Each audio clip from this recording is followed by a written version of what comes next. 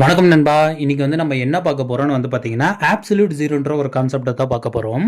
அதாவது நம்ம தண்ணி எடுத்துப்போம். இந்த தண்ணிய பார்த்தீங்கன்னா, நான் 100 டிகிரி செல்சியஸ்க்கு பார்த்தீங்கன்னா கொதிக்க வைக்க போறேன்.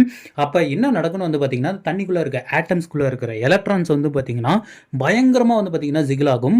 இப்படி பயங்கரமா ஜிகிள் ஆகுதுன்னா என்ன அர்த்தம்னா, இந்த தண்ணி நல்லா கொதிக்க போகுதுன்னு பார்த்தீங்கன்னா அர்த்தம். இப்போ இத 100 டிகிரி செல்சியஸ்லேருந்து நான் இப்போ 0 டிகிரி செல்சியஸ்க்கு பார்த்தீங்கன்னா கொண்டு போக போறேன்.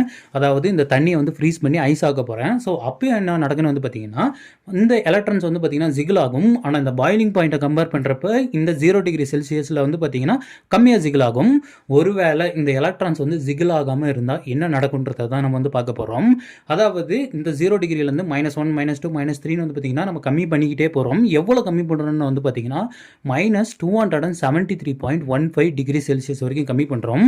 அதாவது ஃபிசிக்ஸில் என்ன சொல்லுவாங்கன்னா 0 கெல்வின் பார்த்தீங்கன்னா இது சொல்லுவாங்க. இந்த 0 கெல்வினில் என்ன நடக்கணும் பார்த்தீங்கன்னா, இந்த எலக்ட்ரான்ஸ் ஜிகிள் ஆகுது இல்லையா, இந்த எலக்ட்ரான்ஸ் இருக்கிறதுலே எவ்வளோ கம்மியாக ஜிகிள் ஆக முடியும்ன்ற ஒரு பாயிண்ட் இருக்கு இல்லையா, அதுதான் பார்த்தீங்கன்னா இந்த 0 கெல்வின். அதாவது 100 டிகிரியில் பார்த்தீங்கன்னா பயங்கரமாக ஜிகிள் ஆகும், 0 டிகிரியில் பார்த்தீங்கன்னா கம்மியாக ஜிகிள் ஆகும்.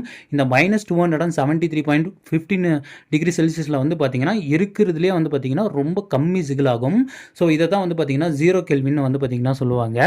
ஸோ இந்த பாயிண்ட் கீழே போக முடியுமா அப்படின்னு தான் பார்த்தீங்கன்னா நிறைய பேர் யோசிப்பீங்க. இந்த பாயிண்ட் தான் பார்த்தீங்கன்னா ஆப்சல்யூட் ஜீரோன்னு சொல்லுவாங்க. ஸோ இந்த ஆப்சல்யூட் ஜீரோக்கு கீழே நம்மளால போக முடியுமா அப்படின்றது தான் பார்த்தீங்கன்னா கேள்வி. ஆக்சுவலாக பார்த்தீங்கன்னா குவாண்டம் மெக்கானிக்ஸில் ஒரு டாபிக் இருக்கு. அதாவது ஹைசன்பர்க் அன்சர்டினிட்டி பிரின்சிபல்னு ஒரு கான்செப்ட் இருக்கு. அதாவது ஒரு எலக்ட்ரான் பார்த்தீங்கன்னா ஜிகிள் ஆகுது இல்லையா, இப்போ இந்த எலக்ட்ரானோட பொசிஷனை என்னால் பார்க்க முடிஞ்சதுன்னா அதோட ஸ்பீடை பார்த்தீங்கன்னா பார்க்க முடியாது. ஒருவேளை அந்த எலக்ட்ரானோட ஸ்பீடை என்னால் கால்குலேட் பண்ண முடிஞ்சதுன்னா அந்த எலக்ட்ரானோட பொசிஷனை பார்த்தீங்கன்னா என்னால் கால்குலேட் பண்ண முடியாது. ஸோ இதுதான் பார்த்தீங்கன்னா ஹைசன்பர்கோடைய அன்சர்டினிட்டி பிரின்சிபல். அதாவது ஸ்பீடை பார்த்தீங்கன்னா உங்களால் பொசிஷனை பார்க்க முடியாது, பொசிஷனை பார்த்தீங்கன்னா உங்களால் ஸ்பீடை பார்த்தீங்கன்னா பார்க்க முடியாது.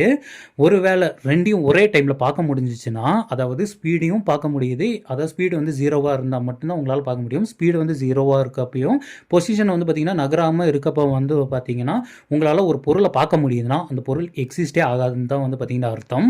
ஏன்னா குவாண்டம் மெக்கானிக்ஸ் பார்த்தீங்கன்னா இதை அலோ பண்ணாது. இப்படி ஒரு பொருள் இருந்துச்சுன்னா அந்த பொருள் பார்த்தீங்கன்னா உருவாகவே இல்லைன்னு தான் பார்த்தீங்கன்னா அர்த்தம்.